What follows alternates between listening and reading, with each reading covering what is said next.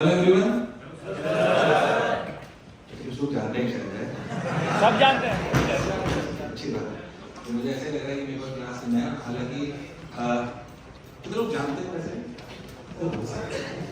तो मेरी आशा हो गया, लेकिन थोड़ा नर्वस हो रहा था।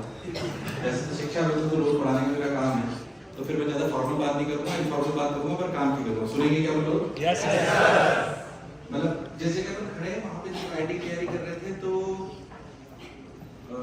जब आईटी तैयारी करते तो यहाँ ना ड्रीम होता है, यस और नो? यस जब मैं आईटी तैयारी करता मुझे भी यहाँ पे यहाँ पे ना ड्रीम था।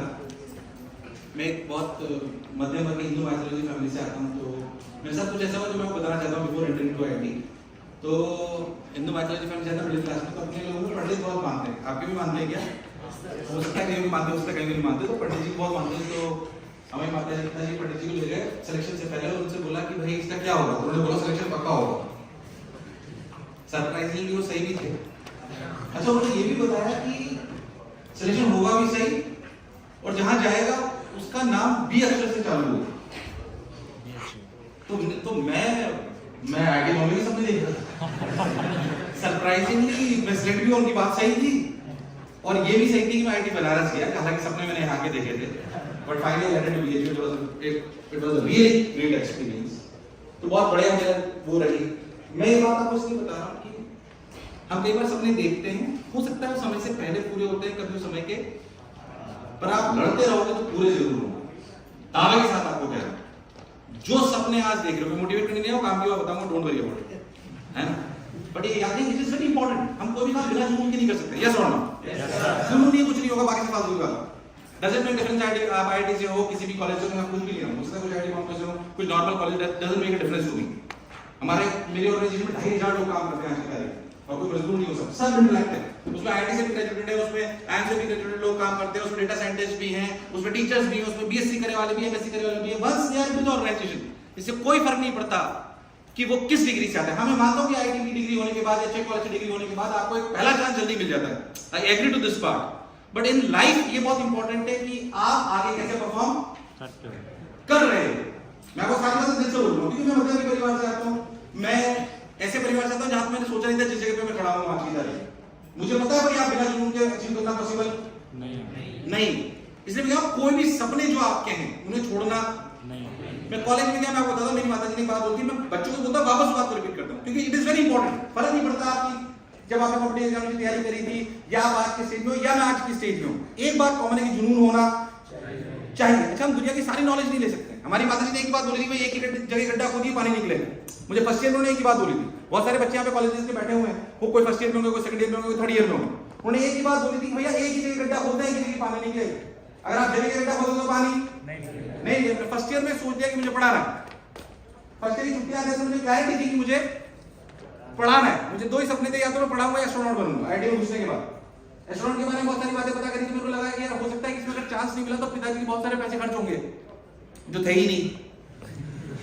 सच्चाई है ना? तो हमारे को हमारे डिसीजन हमारी काल परिस्थिति के हिसाब से लेना चाहिए, यस और नो? तो टीचिंग में पढ़ा के देखते हैं, पढ़ाना बहुत अच्छा लगा मुझे। मैंने कहा ये काम बहुत बढ़िया है। फर्स्ट ईयर में डिसाइड किया कि पढ़ाना है, second year, third year, fourth year. Why am telling you this कि बहुत सारे बच्चे कॉलेज में आके मेहनत नहीं करते हैं। बिना मेहनत के क्या हो जाएगा आप बताइए मेरे को। मैं 14 से 15 घंटे काम करता था when I was into college. ये मौज मस्ती की जगह नहीं, हालांकि बता रहा हूं ये 4 साल आपके जीवन के सबसे अच्छे हैं, बोलो है कि नहीं? और इससे बेहतर भी नहीं है, बट इससे ज्यादा सीखने को मिलने वाला नहीं। जो आज आप जी रहे हो ना, सब बच्चे आप कॉलेज के। मैं कह रहा हूं, मुझसे पूछे मेरी ड्रीम हॉलिडे क्या है, विश्वास मानिए मेरी ड्रीम हॉलिडे लंदन, स्विट्जरलैंड या यूएस की नहीं है। वहां तो मैं घूम चुका हूं 20 देश। मेरी व्यक्तिगत ड्रीम हॉलिडेज आज की तारीख में ये जो जीवन आप जी रहे हो। आज मैं एक्स5 हॉस्टल में गया, मुझे ऐसा लगता है कि जैसे हम कॉलेज में थे कि 4 साल में दोस्तों के साथ रहो, सिर्फ पढ़ते रहे। ये जो सीखने की प्रक्रिया आपको भी कॉलेज में मिल रही, दोबारा आने वाली, यूटिलाइज इट। जैसे आप इसको यूटिलाइज कर सकते हो उसको करिए, इससे बेहतर टाइम वापस नहीं आएगा। मैंने अपने जीवन में कॉलेज में क्या अच्छा करा मैं बताना चाहता हूँ, कुछ खराब नहीं करा, बताऊंगा, डोंट वरी। मन है भटक जाता है कभी-कभी इधर-उधर, आपका भी भटका होगा।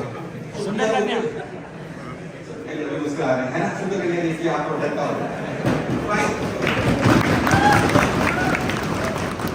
तो we are okay with that part. If you are अगर आप आईटी तैयारी करते हो तो बोलता है इसको नहीं पढ़ना है, कि रिलेशनशिप कोई प्रोफेसर तो नहीं बैठे तो बोलेंगे हमारे बच्चों को बिगाड़ रहे हैं। So if you are into any relationship, I am not here to talk about relationship. Manage it properly, उसको अपनी एसेट बनाइए, उसको अपनी कमजोरी नहीं मैडम, इसको अपनी एसेट बनाएंगे ना, एक दूसरे को सिखाइए, दोनों आप दोनों स्टूडेंट होने चाहिए, दोनों में एक दूसरे को आगे बढ़ाने की क्षमता होनी चाहिए। So make it do that way. So I am not talking about relationship, but what best I have done to myself into my colleges कि मैं लगातार काम करता था और फोकस था कि एक ही काम करना है। जब मैं पढ़ाना चालू करा तो मेरे पिताजी ने बोला कि भाई तू आईआईटी में चला गया, हमने सोचा था यूएस जाएगा, जो नॉर्मल मिडिल क्लास होता है वो लगता है कि यार अगर उस समय में 2003 की बात बता रहा हूं मैं आपको, 2003 में मैं आईआईटी में एंटर कर रहा था, तो उस समय ये होता था कि अगर किसी ने आईआईटी कर लिया तो पिताजी को लगता था कि यार यूएस जाएगा। मैंने बोला मैं टीचर बनना चाहता हूं, तो उनके पैरों तले जमीन निकल गई कि टीचर बनना चाहता है, हे भगवान हमने तो इतना पढ़ाया कि तू यूएस जाएगा। मैंने बोला आप चिंता मत करिए, मेरे सामने शर्त रखी कि जब आप कॉलेज से पास आउट हो गए तो आप बीटेक विद ऑनर्स होने चाहिए और आपके पास 2-4 जॉब होनी चाहिए,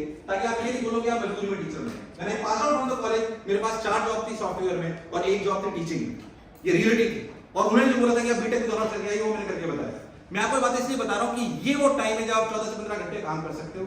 मेरा रूटीन ये होता था कि सुबह 5 बजे उठता था, मैं रात को 1 बजे तक काम करा करता था। बट ये माइंडसेट का गेम है। मैं अपनी कहानी दोबारा से नहीं सुनाता हूं, उस पर नहीं जाते, उस बात को छोड़ दें।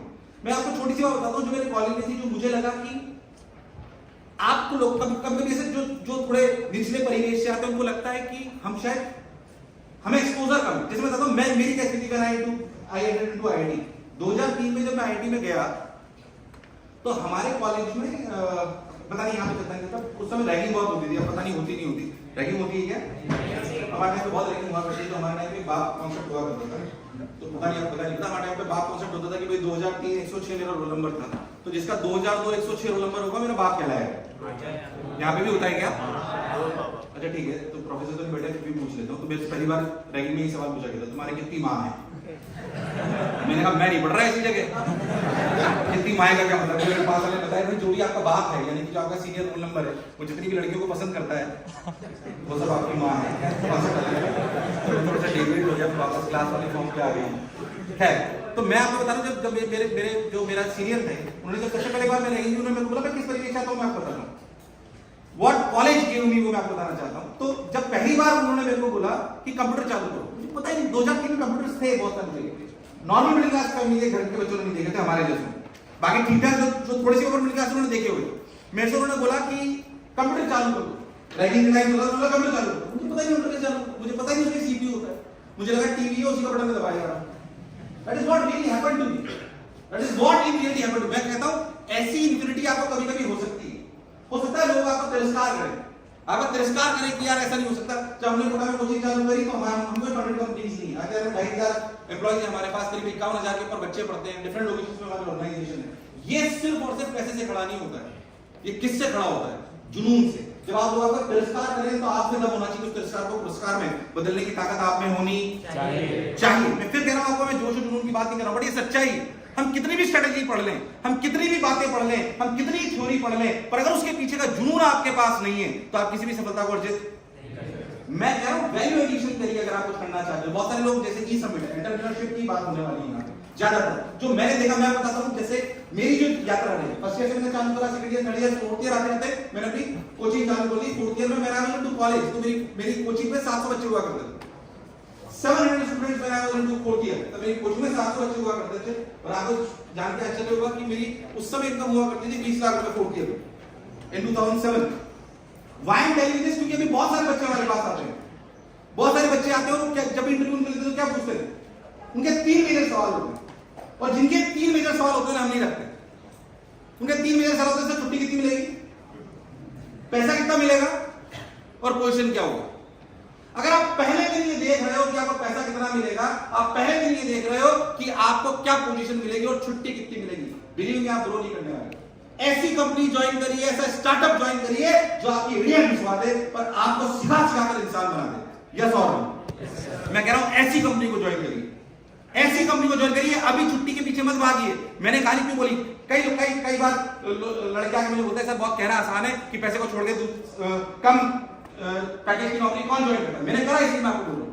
I was earning 20 lakh rupees along with my college and when I joined in Kota one of the institute, तो मेरी सैलरी सिर्फ और सिर्फ 6 लाख थी, सिर्फ और सिर्फ 6 lakh. But I jump to that place, मुझे पता था कि मेरे सेक्टर का एक्सपोजर मुझे सबसे ज्यादा वहीं पे। मैं कह रहा हूं क्या आज आपको क्लैरिटी है कि आप जीवन में क्या करने वाले हो? कितने लोगों को क्लैरिटी हो जीवन में क्या करने वाले हो? ईमानदारी से अपने मन पे हाथ रख के बोल सकते हैं कि मैं ये करना चाहता हूं जीवन में। अगर और जिनको नई क्लैरिटी है, मैं कह रहा हूं घर जाके 2 घंटे आत्मचिंतन आत्ममंथन करिए कि रियलिटी में आपको क्लैरिटी है या क्या हम दुनिया का सारा ज्ञान ले सकते हैं? क्या हम दुनिया का सारा ज्ञान, अगर हम दुनिया का सारा ज्ञान नहीं ले सकते, जीवन छोटा पड़ जाएगा। तो मैं नहीं कहता हम दुनिया में सारी चीजें बदल सकते हो, पर अगर आज 20 साल मुझे शिक्षा में काम करते हो तो मुझे पता है कि शिक्षाविद होने के नाते मेरा धर्म है कि शिक्षा में कुछ ना कुछ परिवर्तन ला के बताऊंगा। ये मेरा काम है। अगर 20 साल मुझे किसी सेक्टर में हो गए, मैं कह रहा हूं आज आपको उस बात की क्लैरिटी होनी, फिर हम उससे डेविएट नहीं होंगे। बहुत सारे लड़के, मैं आपको बताता हूं, मैं नाम लेना चाहता हूं, मैं आईटी में बहुत सारे विचारधारा का परिवेश में आपको बताता हूं।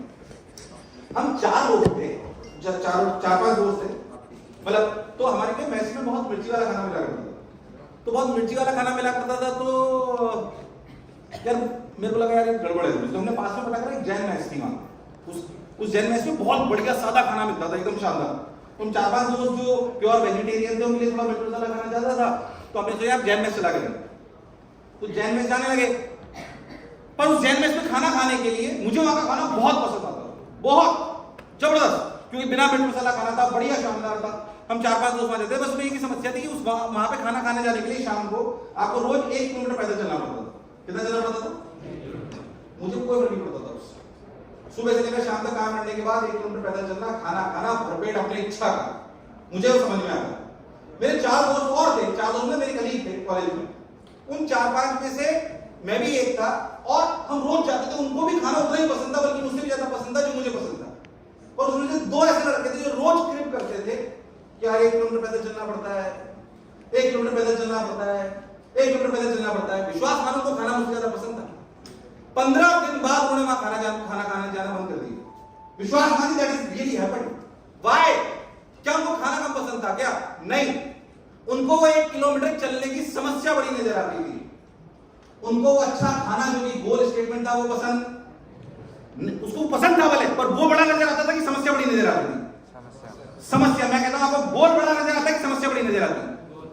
गोल बड़ा नजर आना चाहिए आपको कि मेरे को ये मेरा अचीवमेंट है, या ये मेरे को स्टार्टअप चालू करना है, या मैं इस वाली जॉब को ज्वाइन करूंगा, या मुझे पैसे नहीं मिले। सब समस्याएं छोटी छोटी, ये आएंगी जाएंगी, ये होंगी, पर हमारा गोल स्टेटमेंट हमें क्लियर होना चाहिए। अगर ये नहीं क्लियर है ना, विश्वास मानिए आप कुछ नहीं कर पाओगे। पहले बताओ, क्या जिस उम्र के पड़ाव में तुम बैठे हो, क्या तुम्हारे में वो काबिलियत है जो दुनिया बदल सकती है? यस और नो? ये मत सोचिए कि तुम नहीं बदल सकते हो। ये मान के चलिए आप नहीं बदल सकते हो अगर आपने ठान लिया है, और बदलोगे तो आपको अच्छा लगेगा। लगेगा कि नहीं लगेगा? मैं कह रहा हूं तुम तुम्हारे नहीं, तुम्हारे परिवार का, तुम्हारे समाज का, तुम्हारे परिवेश का, ये बात हो सकती थोड़ी बनावटी लगी, पर मैं दिल से कह रहा हूं। और आपको पता नहीं, मैं जब ये बात होता तो मुझे पता पड़ता कि हाँ मेरे को ये काम करना है। इसलिए मैं आपको बात कर रहा हूं। मैं कह रहा हूं माइंडसेट चेंज करिए। जैसे कहते हैं ना कि मनस्थिति बदल दो तो परिस्थिति बदल दो, इसको बदलिए। मैं कहता हूं, मैं फिर भी पूछ रहा हूं, कौन आईटी बॉम्बे में बैठा है, कौन कहां बैठा है? हमारी ऑर्गेनाइजेशन में जितने भी लोग आते हैं, इसके बाद कोई फर्क नहीं पड़ता कि वो कौन से कॉलेज से आता है। मैं मानता हूं इनिशियल ज्वाइनिंग आप किसी कॉलेज या किसी कौन से आप कॉलेज से आ रहे हो उससे हो सकती है, बट एक बार आप कंपनी में एंटर कर रहे हो, उसके बाद आप परफॉर्म कैसा करते हो मैटर करता है। यस और नो? क्या दुनिया की सारी बड़ी ऑर्गेनाइजेशन से आईटी वाले आए हैं बड़ी करी है? नहीं, ऐसा बिल्कुल। मैं इसलिए बोल रहा हूं यहां आईटी वाले बहुत सारे बैठे हैं, और मैं तो आईटी का ही ग्रेजुएटेड हूं। हमें एक और बड़ी कमी होती है, गलत फहमी हो जाती है, हमें गलत फहमी हो जाती है। सही बता रहा हूं मैं, कुछ आईटी बैठे हुए बुरा लग रहा हो, कुछ बच्चे आईटी बैठे हुए, बोल रहा हूं एक बात तो आप कान खोल के सीख लो। आईटी का गुरूर अगर आपने पाल लिया कि मुझे सब आता है, विश्वास मानो 4 साल बाद नॉर्मल इंजीनियरिंग कॉलेज से आपका दोस्त पास आउट हुआ था और आपने ज्यादा जो उम्मीद है वो आपको ऊपर नजर आए। ये मैं बहुत दावे के साथ कह सकता हूं, क्योंकि आप आज शायद दुनिया आपने देखी हो, मैंने देखी है। तब मैं आपको बात कह रहा हूं, जितने बच्चे आईटी के बैठे हुए उनको कहना चाहता हूं कि वो किसी भी नॉर्मल इंजीनियरिंग कॉलेज के बच्चे हो, किसी भी बच्चे को कम ना आके और खुद में गुरूर नहीं पाले कि मुझे सब आता है। आपको सब आता, ये एटीट्यूड होना चाहिए, मुझे सब सीखना है, मुझे सब सीखना है, मुझे सब आता है। ये एटीट्यूड से काम चलने वाला, मुझे सब सीखना। अगर ये एटीट्यूड आप में होगा तभी आप आगे बढ़ पाओ। अच्छा, फिर से मैं आपसे बात करूं, कौन सी कंपनी ज्वाइन करोगे? जो कम पैसा देगी या ज्यादा पैसा देगी या एक्सपोजर ज्यादा देगी? एक्सपोजर ज्यादा। शुरुआती कंपनी वो ज्वाइन करोगे जो आपको क्या ज्यादा देगी?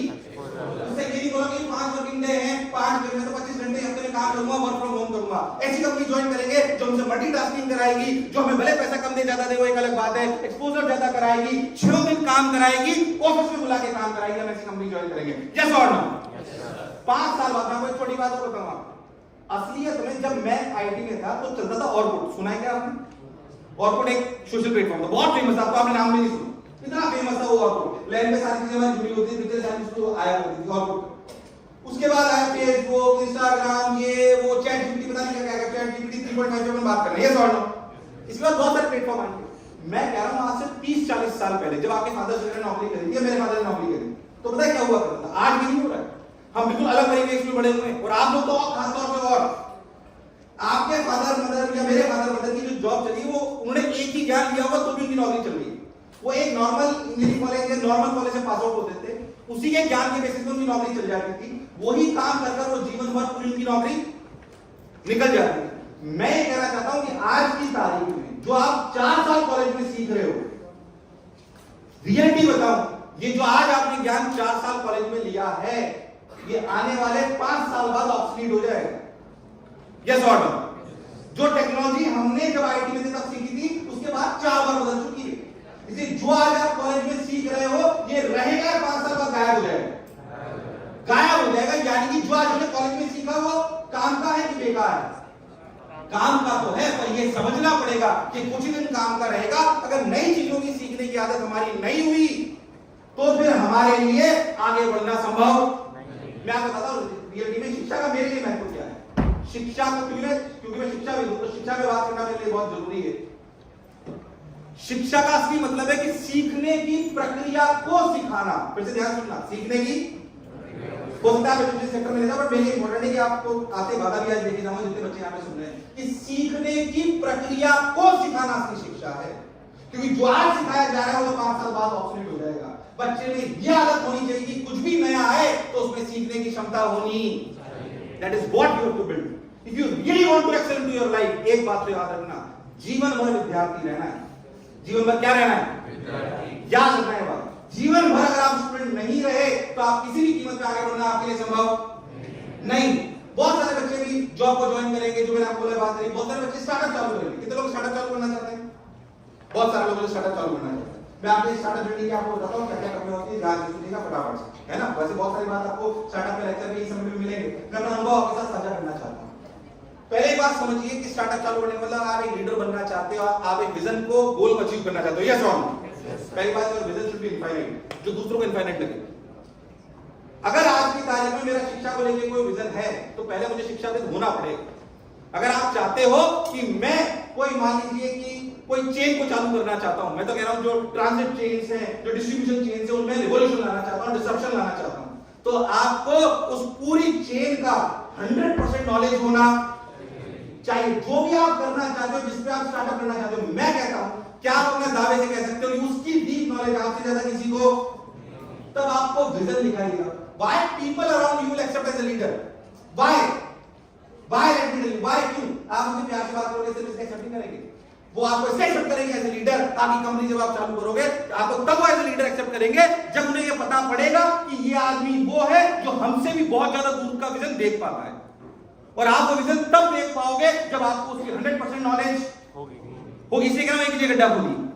जो आपको बनना है, मैं कह रहा हूं आपको लगना है स्टार्टअप चालू करना है, आप सोच रहे हैं मुझे स्टार्टअप चालू करना है। स्टार्टअप चालू करने से पहले मेरी आपसे रिक्वेस्ट होगी, जो गलती मैंने करी मैं आपसे कहना चाहता हूं। अरे गलती तो मैंने नहीं करी, क्योंकि second year, third year, fourth year में मैंने खुद की कोचिंग चलाई थी, तो मुझे एंटरप्रेन्योरशिप का थोड़ा बहुत आइडिया हो गया था। पर फिर भी मैं जो स्टार्टअप चालू करना चाहता हूं, उनसे कहना चाहता हूं कि अगर उनको स्टार्टअप का आइडिया है कि उन्हें जीवन में कौन सा स्टार्टअप लाना है, तो उसी सेक्टर से इन्वॉल्व क्या पहले कुछ सालों तक जॉब कर लेनी आपको, और जो बहुत आपसे काम कर रहा है उस जगह जॉब कर लेनी चाहिए, थोड़ी बहुत, भले हो सकता है कि आप पार्ट टाइम ही करें, पर वो अपने को करनी, उससे आपको एक्सपोजर मिलेगा कि हाँ ये नॉलेज करिए। क्यों मैं आपको बताता हूं, ध्यान सुनिए। मैं एज ए इंडिविजुअल टीचर काफी फेमस हुआ 2007 से, जब मैं पढ़ाना चालू करा, मतलब 2003 से पढ़ाना किया था वैसे तो मैं, पर जब मैं कोटा में गया था एज ए इंडिविजुअल टीचर में काफी फेमस हुआ। तो बच्चे मेरे पास बहुत सारे आने लगे, मुझे कोई टेंशन वाली बात नहीं। But when we jump into other sectors की, आईटी भी आ गया, नीट भी आ गया, फाउंडेशन कोर्सेज भी आ गए, हमने सेंटर्स भी खोलना चालू करे, तो मुझे समझ में आया कि ये मेरी इंडिविजुअल स्किल है पढ़ाने की, और जो एंटरप्रेन्योरशिप स्किल है ये बिल्कुल अलग है, ये बिल्कुल अलग है। एंटरप्रेन्योरशिप बिल्कुल, आप एक इंडिविजुअल स्किल की वजह से कहीं तक पहुंच सकते हो। मान लीजिए बहुत अच्छे कोडर हो, मैं कह रहा हूं क्या बहुत अच्छा डॉक्टर बहुत अच्छा हॉस्पिटल चला सकता है क्या बहुत अच्छा कोडर बहुत अच्छी बड़ी आईटी कंपनी खड़ी कर सकता है क्या? हाँ, अगर वो अच्छा कोडर है और उसके पास एंटरप्रेन्योरशिप स्किल्स भी है, तो उसके ज्यादा प्रबल चांसेस होंगे कि वो अच्छी कंपनी चलाएगा। यस और नो? यस और नो? मैं कह रहा हूं आप ऑटोमोबाइल इंडस्ट्री या कार मेकिंग कंपनी बनाना चाहते हो तो पहले आपको एक अच्छा मैकेनिक होना चाहिए, एक ऑटोमोबाइल इंजीनियर अच्छा होना जिसको डीप नॉलेज होनी। मैं कह रहा हूं एक इंडिविजुअल स्किल को बिल्ड करिए, उसके बाद एंटरप्रेन्योरशिप स्किल्स को बिल्ड करिए कि एचआर कैसे होगा, ब्रांडिंग कैसे होगी, मार्केटिंग कैसे होगी, बैलेंस शीट कैसे देखी जाएगी। मुझे पता ही नहीं था कुछ। आप बात करिए, आपको जाके आश्चर्य होगा कि कोचिंग चालू करने के 5 साल बाद तक मुझे बैलेंस शीट पढ़नी नहीं आती थी, मैकेनिक्स भी लगा, पर मुझे समय के साथ समझ में आया कि ये करना भी आना चाहिए। राइट आदमी को राइट जगह प्लेस करना सबसे इंपॉर्टेंट बात है लीडरशिप की। सही आदमी को हायर करके सही जगह पे, कोई आपकी लीडरशिप में जितने भी लोग आएंगे जिनको आप हायर करोगे, आज की तारीख में आप अपने को-फाउंडर चुनोगे कि नहीं चुनोगे? को-फाउंडर चुनोगे, उनको सोच समझ के आप अपने को-फाउंडर्स, अपने साथी सहयोगी कैसे रखना चाहते हो? अपने जैसा, यस और नो? नहीं, अपने से स्मार्ट, अपने जैसा थोड़ी रखना है। अपने जैसा रखोगे तो भाई रह जाओगे, अपने जैसा नहीं रखना है। जो तुम्हें पसंद आता हो उससे शादी करनी है।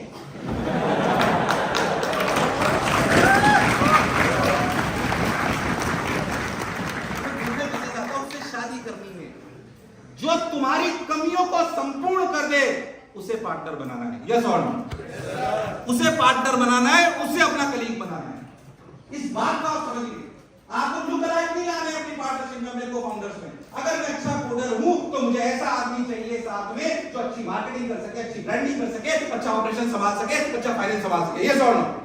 मैं भी कोडर, वो भी कोडर, तीसरा भी कोडर, तीनों कोडर, कुछ नहीं हो रहा आपका, यस और नो? मैं बात कर रहा हूं ऐसे मेरा कोडर पर बातें सारी काम की बोल रहा हूं, यस और नो? मुझे गलती की आप विश्वास करो, मैं अपने बारे में बताता हूं आपको। मैं इतना हमारे परिवार में जिसने बिजनेस नहीं करा, दूर तक सब सर्विस क्लास टोटल।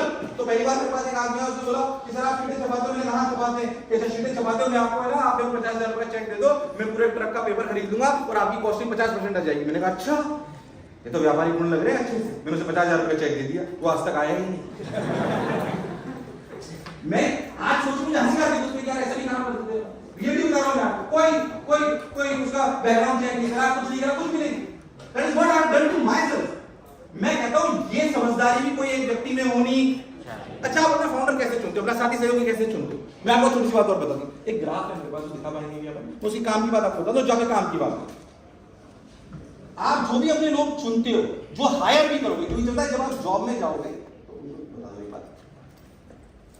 तो कोई बात नहीं, छोटा सा वीडियो है, मतलब छोटा सा ग्राफ है, टेंशन मत लो। मैं बहुत बोल तो नहीं कर रहा हूँ, मैं बहुत तेज तो नहीं बोल रहा हूँ, मैं धीरे भी बोल सकता हूँ। ये देखो, जीवन में जुनून होना, क्योंकि ऐसा लगता है यार आईटी कॉम्पनी के बच्चे हैं, अच्छे इंजीनियरिंग कॉलेज के बच्चे, इनको भी धीरे बोलेंगे तो फिर क्या फायदा है? अगर मैं समझ आता तो है नहीं कि करीब के आदमी को छोटा कंपनी में मिल जाएगा, तो don't worry about it. But the point is, मैं आपको छोटी सी बात बताता हूं, आपको लोग कैसे चुनने चाहिए? Because when we hire people it is really very good. आएगा क्या? हां, व्हेन वी हायर पीपल, हमें ऐसे लोग चाहिए होते हैं। ये आप समझिए, वैसे परफॉर्मेंस और ये क्या है? ट्रस्ट, परफॉर्मेंस और this is simple matrix. This is simple matrix. जब आप लोगों को चुनते हो, आप बहुत ध्यान से समझिए, इसको पूरा करने की कोई दिक्कत नहीं। ये वाला ब्लॉक लो ट्रस्ट वाले लोग हैं, मीडियम ट्रस्ट वाले लोग हैं, और ये लोअर परफॉर्मर्स है, ये मीडियम परफॉर्मर्स है, और ये हाई। सिंपल, बहुत बेसिक सी बात है, कोई रॉकेट साइंस नहीं, बट इट वर्क्स। या आपको मैनेजमेंट की बुक्स में मिल जाएगा। मैंने बहुत मैनेजमेंट की बुक्स पढ़ी जब मुझे लगा कि यार ऑर्गेनाइजेशन को बिल्ड करना है, कोई आपको गोल अचीव करने के लिए आपको मैनेजमेंट का आइडिया होना चाहिए। जैसी बात है, उसमें एथिकल होना बहुत आवश्यक है, नहीं तो आप कुछ भी नहीं कर पाओगे। झूठ बोलिए, कभी कोई ऑर्गेनाइजेशन बड़ी नहीं होती, थोड़े दिन के लिए बड़ी हो सकती है, लॉन्ग टर्म के लिए बड़ी, ये मैं आपको दावे के साथ कह सकता हूं। मैं बात ये चालू करने से पहले इसलिए बोलना चाह रहा हूं, बहुत सारे लोग स्टार्टअप चालू कर रहे हैं, उनके लिए धीरे धीरे समय के साथ मैंने बहुत सारे स्टार्टअप को ऐसे देखा है जो समय के साथ ये भूल जाते हैं उनका गोल क्या था, उनका रियलिटी में ड्रीम क्या था। वो डेविएट होते होते सिर्फ उस पिच डेक तक रह जाते हैं जिससे पैसा रेज होगा, यस और नो? सिर्फ वो उस पिच डेक तक रह जाते हैं जहां से क्या रेज होगा? पैसा। मैं कह रहा हूं ऐसा अगर आपने अपना जो ड्रीम है वो छोड़ दिया, सिर्फ ऐसा पैसा लाने के लिए आपने बात कर ली जिससे आपको इन्वेस्टर को तो आपने समझा दिया, पर कंज्यूमर को उसके लिए उसकी वेलबींग में कोई इंप्रूवमेंट या ड्रीम को पड़ेगा, आप कभी सच नहीं कर पाओगे। क्या आपने बहुत बड़ी कंपनी को फेल होते देखा है? यस और नो? फूड पांडा 2012 में आया, फूड पांडा 2012, फूड पांडा का नाम सुना? 2012 में आया, इतनी $1 बिलियन की उनको फंडिंग थी। इन अ स्पैन ऑफ 1 ईयर 45 कंट्रियों में चले गए, 45 कंट्रीज। बट वो मूल मुद्दा भूल गए। क्या मूल मुद्दा भूल गए कि उन्होंने किस लिए फूड पांडा चालू करा था? उन सर्विसेज पे उन्होंने कोई ध्यान। आज की तारीख में हम फूड पांडा को जानते हैं सिर्फ इसी केस स्टडी की, क्यों कैसे फेल हुआ। यस और नो? पैसा उनके पास बहुत आया, उनके पास पैसा बहुत आया, उनके पैसे की कोई कमी नहीं थी। इन्वेस्टर ने आज की तारीख में आपको कोई 500 करोड़ रुपए दे देगा ना, तो आपको पता नहीं पड़ेगा उसे कैसे खर्च करना है, आपको आइडिया नहीं है आज की तारीख में। आप थोड़े दिन के लिए खुश हो गए और लॉन्ग टर्म में आप दुखी होने वाले हो। क्या मेरी बात क्लियर है? मैं कह रहा हूं ऑर्गेनाइजेशन चलाने के पैसा चाहिए, yes I agree to this. अच्छे अच्छे एजुकेटर्स को, अच्छे अच्छे आपके मैनेजमेंट के लोगों को साथ रखने के लिए आपको पैसा चाहिए, इसमें कोई शक और संशय वाली बात नहीं।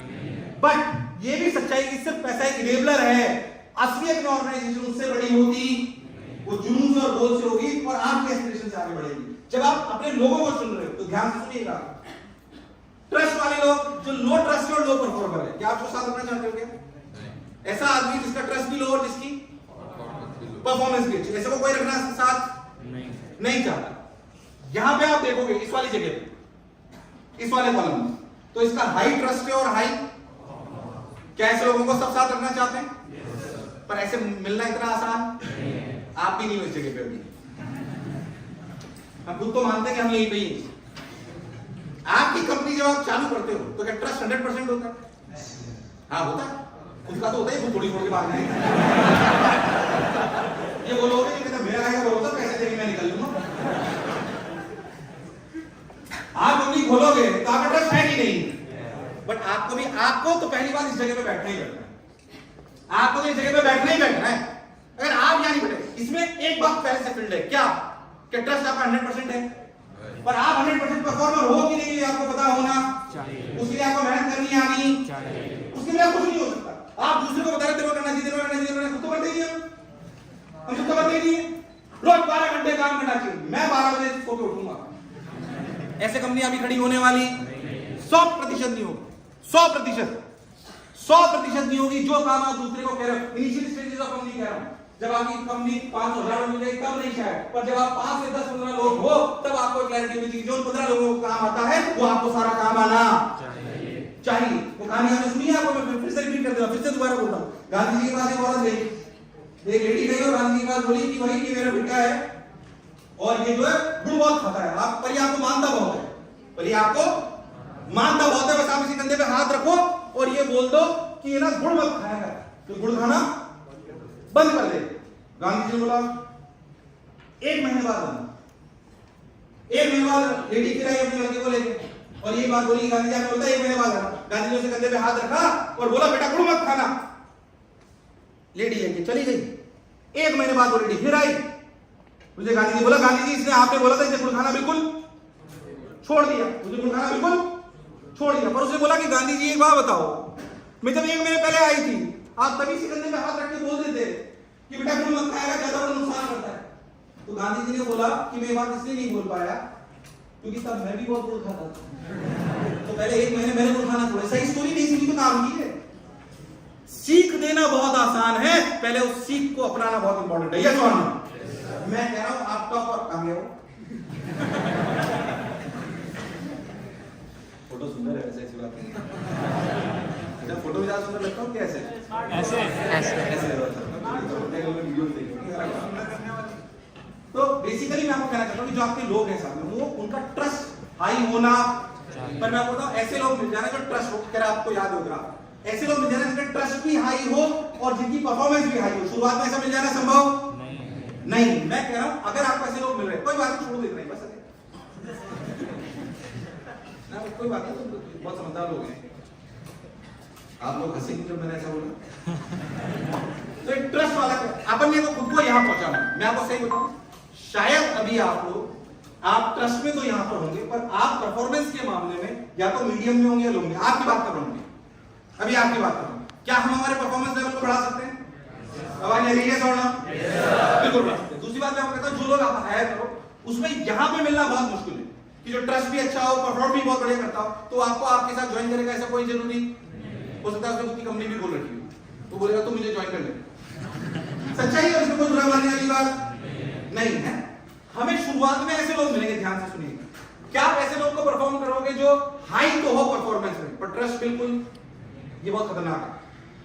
इनको नहीं ज्वाइन कराना, इनको नहीं ज्वाइन कराना। ये सबसे खतरनाक पैरामीटर मैं बताऊं कि परफॉर्मेंस हाई है पर ट्रस्ट, इनको नहीं ज्वाइन कराना है। ये अच्छा, इनको मना करना बहुत मुश्किल है। आपको शानदार कोडर मिल जाए, जबरदस्त कोडर मिल जाए, आपको टेक्नोलॉजी वाली कंपनी बोल रहे हो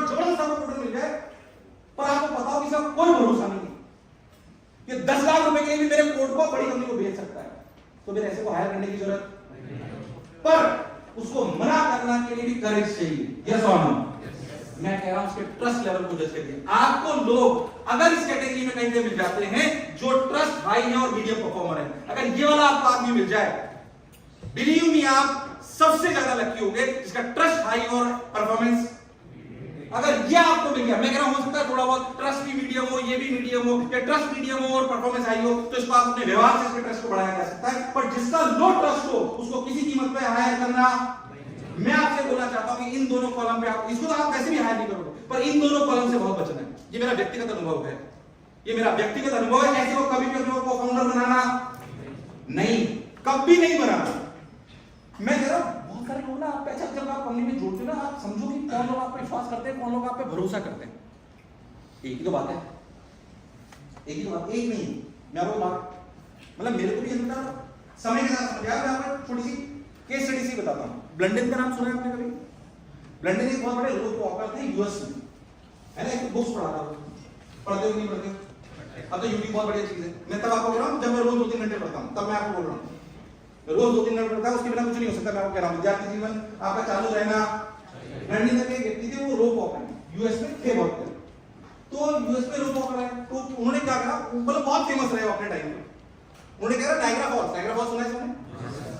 नायग्रा फॉल्स में बहुत तेज हवाएं चलती है। उन्होंने एक छोर से लेकर दूसरी छोर तक रस्सी बांधी और सारी मीडिया को इकट्ठा कर लिया।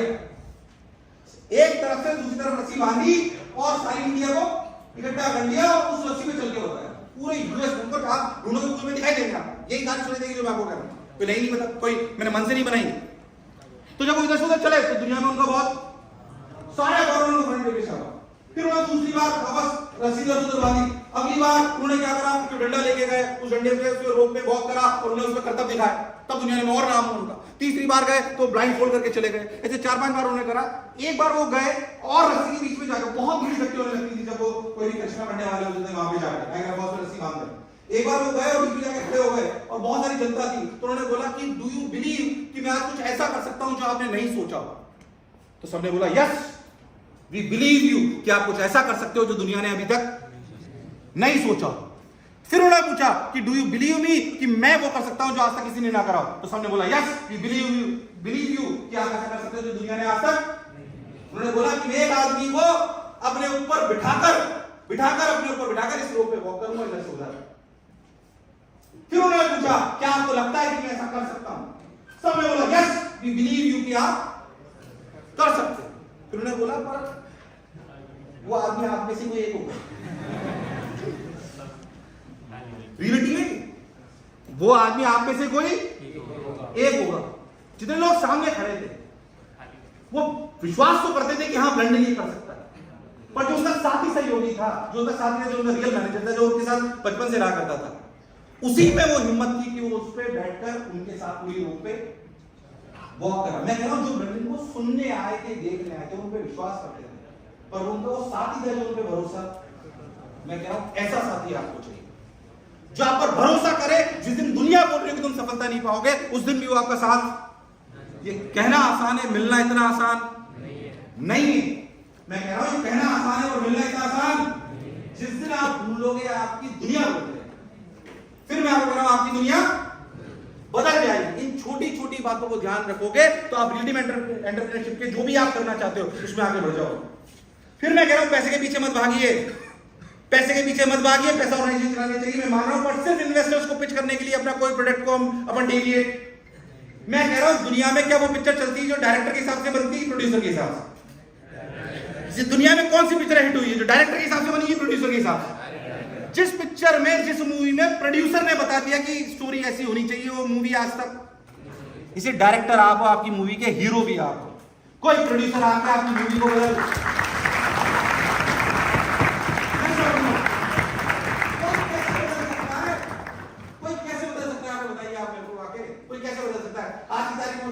हमारा जो ब्रांड है, मैं ब्रांड बात नहीं करता हूं, उनको लगता है कि खुद ही ब्रांडिंग कर रहे हैं, है ना।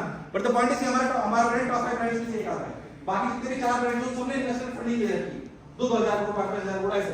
आज की तारीख में क्योंकि हम अकेले बचे हैं, हमारे पास लगातार इन्वेस्टर्स आते हैं, लगातार इन्वेस्टर्स आते हैं कि जितनी फंड ले लीजिए, 500 करोड़ ले लीजिए, 1000 करोड़ ले लीजिए, इतना फंड ले लीजिए और जहां पर सेंटर खोलना है खोल लीजिए। मैं उनसे बोलता हूँ कि आपकी क्राइटेरिया क्या है कि आपको 1000 करोड़ को अगले 5 साल में 2000 करोड़ बना के देना है। ये नहीं होता मैं आपको ये बता सकता हूँ कि 1000 करोड़ से कैसे आपकी तारीख में जो हमारे बच्चों की सफलता होने की परसेंटेज ये है, इसको मैं कैसे 15% 20% बढ़ा सकता हूँ, ये मैं आपको बता सकता हूँ। That is what I can tell you. अगर उस बात पे बिलीफ सिस्टम है तो पैसा डालिए, नहीं तो डालने की जरूरत नहीं डालते, कोई बात नहीं, ओके।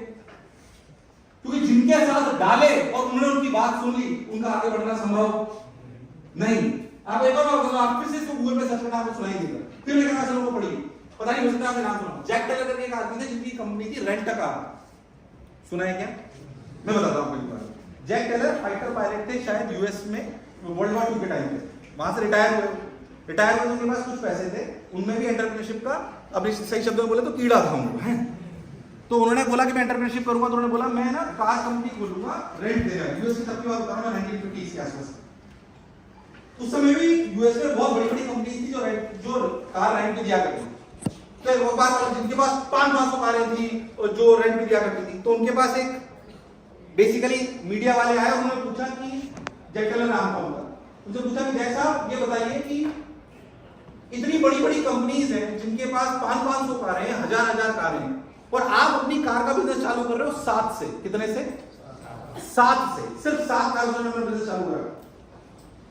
ना आपकी कार में कोई ऐसी स्पेशल बात है कि पंख लग के उड़ जाती है, ना इसमें कोई और स्पेशल बात है, कारें आपके पास 7 है, फिर आपको क्यों कॉन्फिडेंस है, क्यों आपको कॉन्फिडेंस है कि आपकी रेंट कार कंपनी चल जाएगी? उन्होंने एक ही बात बोली कि इनके पास 1000 करोड़ होंगे या इनके पास 500 कारें होंगी, इसके पास 1000 कार होगी, पर मैं दावे के साथ कह सकता हूं कि मेरी जैसी कस्टमर सर्विस ये दे नहीं सकते, नहीं सकते। ये कॉन्फिडेंस था कि अगर मेरे जैसी कस्टमर सर्विस वो दे पाए, ऐसा उनके लिए पॉसिबल। जब उनकी डेथ हुई तो उनकी कंपनी की वैल्यूएशन उस समय 1995 की बात है, 1 बिलियन के ऊपर थी रेंट कार कंपनी की valuation. That is what he has achieved. मैं कह रहा हूं ये सारे काम सिर्फ जुनून से होते हैं। किससे होते हैं? जुनून से। अगर आपको अपनी कंपनी खड़ी करनी है, एंटरप्रेन्योरशिप खड़ी करनी है, तो क्या राइट पार्टनर चुनेंगे? आवाज आ रही है? नो? क्या राइट जो राइट पार्टनर होगा वो क्या ट्रस्ट में अच्छा होना चाहिए? क्या हम जॉब अगर पहली बार ढूंढेंगे तो क्या जॉब में सिर्फ और सिर्फ क्या हम पैसा और छुट्टी पूछेंगे या एक्सपोजर पूछेंगे? हो सकता है ऐसे स्टार्टअप की बात करिए जो आपको मल्टीटास्किंग कराए, आपको खूब मेहनत कराए। अगर आप ऐसा कर पाए तो रियलिटी में आप अलग लेवल पे पहुंच जाएंगे, चले जाएंगे। करेंगे कि नहीं करेंगे? अगर आप जॉब करोगे तो आपको 3 तरह की प्रक्रिया का समाधान करना पड़ेगा। ध्यान से सुनिएगा, आपको 3 तरह की प्रक्रिया क्या होगी। शुरुआती दौर में आपको किसी भी बॉस के ऑर्डर फॉलो करने की आदत होनी, थोड़े से बड़े हो गए तो टीममेट के साथ काम करने की आदत होनी, उससे बड़े हो जाओगे तो काम करवाने की आदत होनी। ये सब तभी होगी जब आपको बड़ा विजन दिखाई देगा और आप उनको इंस्पायर तभी कर पाओगे जब आप रियलिटी में ईमानदारी के साथ काम करोगे। मैं इसलिए बात कर रहा हूं कि अभी तक आप सिर्फ रियलिटी में आपने जो बहुत सारे आईटी बच्चे बैठे हैं, उन्होंने अपने आईक्यू ईक्यू की वजह से उन्हें एग्जामिनेशन क्लियर कर लिया, उसका कौन एग्जामिनेशन क्लियर कर लिया। ये बहुत सारे दूसरे इंजीनियरिंग कॉलेज के बच्चे यहाँ पे बैठे हुए हैं, उन्हें बहुत सारे एग्जामिनेशन क्लियर कर लिए। आज जो आपने परफॉर्म करा ये इंडिविजुअल है, यस और नो? पर रियलिटी में जीवन में आप तब जीतोगे जब आपकी टीम जीतेगी। खुद को अकेले जीत जाना और पूरी टीम को साथ लेके जिताना ये कोई आसान काम नहीं है। इस बात को आप समझिए कि आपके साथ लोग जीते, ये आदत आप में होनी। अभी आप इंडिविजुअली परफॉर्म करते हो, बढ़िया भी परफॉर्म करते हो, बट वास्तविकता में अगर आप चाहते हो कि आप जीतो तो आपके साथ आपकी टीम भी जीतनी, उनके साथ उनके पास एक विजन होना। सिर्फ पैसे से जोड़ी गई टीम थोड़े दिन तक चलती है। अगर आप, मैं थोड़ी बात बताऊं, शायद गलत ट्रैक पे चल जाए, बट एक बात समझिए कि ऐसी कितनी ही कम्युनिटीज हैं जो बिना पैसे के भी लोग उसके लिए जान देने तैयार होते हैं। यस और no? So you need to build a community, you need to build a team जो विजन के लिए काम करे, गोल के लिए काम करे, उनके लिए सैलरी सिर्फ एक रिम्यूनरेशन हो। यस और नो? ये तभी होगा जब आपके अंदर से किया। आप कंपनी चालू किया, आपने बोला भैया आपको बेच देंगे कंपनी, जिस दिन 100 करोड़ रुपए जेब में आ जाएंगे। जिस दिन आपने पहले दिन ये बात बोल दी अपनी कंपनी में, उस दिन मान के चलिए आपका हर एम्प्लॉय ये सोचेगा किसी जेब में 100 करोड़ आएंगे तो मेरी जेब में 50 करोड़ आएंगे या 10 करोड़ आएंगे या 5 करोड़ आएंगे। आपकी कंपनी का आगे बढ़ना संभव नहीं। ये छोटी छोटी बातें हैं जिनको आपको पता होना चाहिए। खैर मैं और भी बहुत सारी बातें आपको बोल सकता हूँ, बट मैं कुछ चीजें और आपको बोलना चाहता हूँ जो आपको ध्यान में रखनी है, जो आपको आगे ले जाएगी। मैं आपको ये भी कहना चाहता हूँ कि अपार्ट फ्रॉम ऑल दिस, जो मैंने व्यक्तिगत रूप से सीखा कि आप फेमस भी हो जाओगे, पैसा भी आ जाएगा, बहुत सारी चीज हो जाएगी, बट अल्टीमेटली ये सब हम किस लिए कर रहे हैं? हम कर रहे हैं ताकि हम खुश होने चाहिए। यस और नो? मैं कह रहा हूं आप खुश तब रहोगे जब मैं हर बच्चे को खुद का भी अनुसरण करता हूं इस बात को लेकर, क्योंकि आप सब लोग यंगस्टर्स हैं, आपके लिए बहुत इंपॉर्टेंट है। क्योंकि मेरे को इतनी अच्छे से गाइड करने का शायद कोई था नहीं, या बहुत नॉर्मल परिवेश से आते तो हमें पता भी नहीं था। मैं आपको कहता हूं अगर आप जीवन में खुश होना चाहते हो तो आपके अंदर कर्तव्य का भाव होना चाहिए। किसका? अधिकार का नहीं। ध्यान से सुनना मेरी बात। किसका भाव होना चाहिए? अधिकार का नहीं। कर्तव्य का भाव क्या है? मुझे कंपनी ने कोई जिम्मेदारी दी तो मेरा कर्तव्य है कि मैं उस काम को पूरा करूंगा। मुझे अगर फादर ने मदर ने मुझे कॉलेज में पढ़ने के लिए भेजा है तो मेरा कर्तव्य है कि मैं इस काम को पूरा करूंगा। अधिकार का भाव नहीं कि पापा 10,000 बोले थे कल आपने डाले नहीं आज, या कंपनी ने बोला भैया आपने बोला था कि 1 घंटे 5 मिनट बाद जो है अगर अटेंडेंस लगेगी तो सैलरी नहीं कटेगी, और अधिकार के लिए अपन जो है एचआर से लड़ने चलेंगे। अगर आप अधिकार के भाव से जीवन जियोगे तो फिर आप सुखी होने वाले। मैं आपको इस बात इसलिए बोल रहा हूं, मैं आपको सही बता रहा हूं। ऐसा भी हुआ है देश में कि आईएएस ऑफिसर्स ने भी सुसाइड करा है। यस और नो? वो सफल थे अपने जीवन में पर खुश। इसे कर्तव्य का भाव रखिए, अधिकार का। किसका भाव रखिए? कर्तव्य का, अधिकार का। और तुमको जानते रहिए। मैं कह रहा हूं आपकी असली समस्या क्या, मैं आपको बताता हूं। आपकी असली समस्या ये है कि आपको आपकी समस्या ही नहीं पता है। मैं आपको ईमानदारी से कह रहा हूं आपकी असली समस्या ये है कि आपको आपकी असली समस्या, क्योंकि आप आत्मचिंतन नहीं करते, खुद को जानते नहीं। आपको सबसे ज्यादा कौन जानता है? आपको सबसे ज्यादा कौन जानता है? खुद नहीं, मम्मी पापा नहीं, मोबाइल। हंस रही है तो सही बता रहा हूं। तुम्हें सबसे ज्यादा कौन जानता है बताता हूं। कौन? Mobile phone. ये टेक्नोलॉजी का यूज करिए, आएगा है तुम्हारा। आज अपनी जाके YouTube इंस्टाग्राम की फीड को देखना क्या आता है उसमें।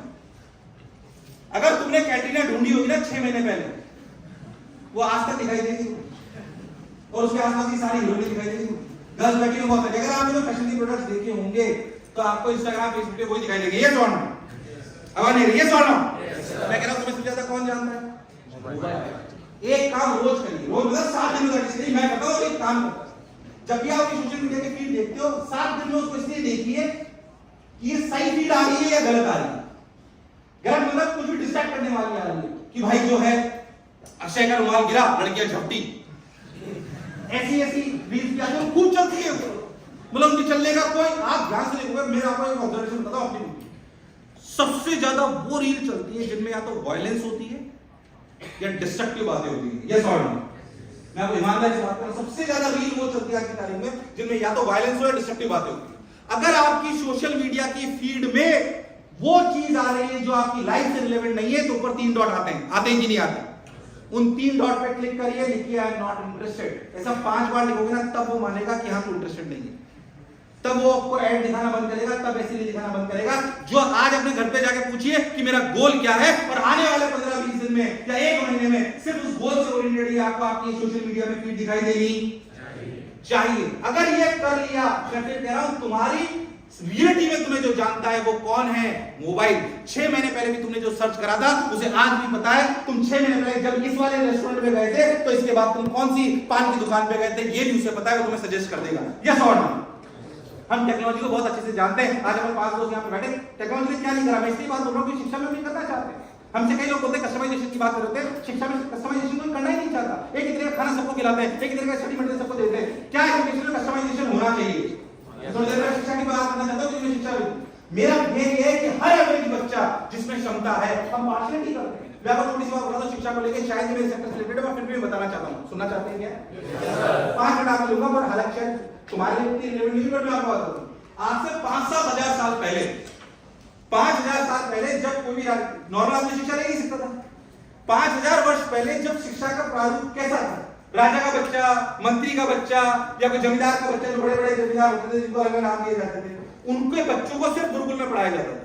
तो जब वो गुरुजी के पास जाते थे तो गुरुजी को पता होता था कि राजा का बच्चा है, और वो जानते थे कि किस युद्ध में अच्छा हो सकता है। मल्ल युद्ध में अच्छा है, चाणक्य नीति में अच्छा है, किस में अच्छा है, वो उसे अच्छे से जानते थे, क्योंकि उस गुरु को सिर्फ 4-5 बच्चे ही पढ़ाने होते थे जो अच्छे हुआ करते थे, यानी कि राजाओं के और महापुरुषों के बच्चे होते थे। यस और नो? उनको पढ़ाया जाता था, सिर्फ उनको ही पढ़ाया जाता था, और वो गुरु था जो जानता था कि बच्चे में क्या काबिलियत है, कि गदा युद्ध में अच्छा होगा।